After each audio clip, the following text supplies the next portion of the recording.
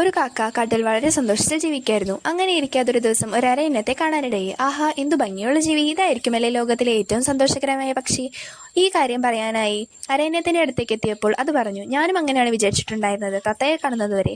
അങ്ങനെ കാക്ക തത്തയുടെ അടുത്ത് ചെന്ന് ഇതേ കാര്യം അവതരിപ്പിച്ചു. അപ്പോൾ തത്ത പറഞ്ഞു, ഞാനും അങ്ങനെയാണ് വിചാരിച്ചിരുന്നത്, മയിലിനെ കാണുന്നതുവരെ. അങ്ങനെ ഈ കാക്ക മയിലിനെ തേടി ഒരുപാട് ദൂരം സഞ്ചരിച്ചു. ഒരിക്കൽ ഒരു സൂവിന്റെ മുകളിൽ കൂടി പറക്കുമ്പോൾ അവിടെ ഒരു കൂട്ടിലതാ മയിൽ. ഒരുപാട് ആളുകൾ അതിന്റെ ഭംഗി ആസ്വദിക്കുന്നുണ്ടായിരുന്നു. അങ്ങനെ ആളുകളെല്ലാം ഒഴിഞ്ഞു കഴിഞ്ഞപ്പോൾ കാക്ക അതിന്റെ അടുത്ത് ചെന്ന് ഈ കാര്യം അവതരിപ്പിച്ചു. മയിൽ പറഞ്ഞു, ഞാനും അങ്ങനെയാണ് വിചാരിച്ചിട്ടുണ്ടായിരുന്നത്, പക്ഷേ എന്റെ ഭംഗി കാരണം ഞാനിവിടെ തടവറയിലാണ്. നീ ഇവിടെയൊക്കെ ഒന്ന് നോക്ക്, എല്ലാ പക്ഷികളും ഇവിടെയുണ്ട്, പക്ഷേ കാക്ക മാത്രമില്ല. ചിലപ്പോഴൊക്കെ ഞാൻ വിചാരിക്കും കാക്കയായി ജനിച്ചിരുന്നുവെങ്കിൽ എങ്കിൽ എനിക്ക് സ്വതന്ത്രമാകാനായിരുന്നു. നമ്മുടെ ജീവിതത്തിൽ നമ്മളെക്കാളും സൗഭാഗ്യം കൂടുതലുള്ളവരും കുറവുള്ളവരും ഉണ്ടാവും. പക്ഷെ ഉള്ളതിൽ വെച്ച് ഏറ്റവും സംതൃപ്തമായി ജീവിക്കാൻ സാധിക്കുന്നവരാരോ അവനാണ് യഥാർത്ഥത്തിൽ സന്തുഷ്ടൻ.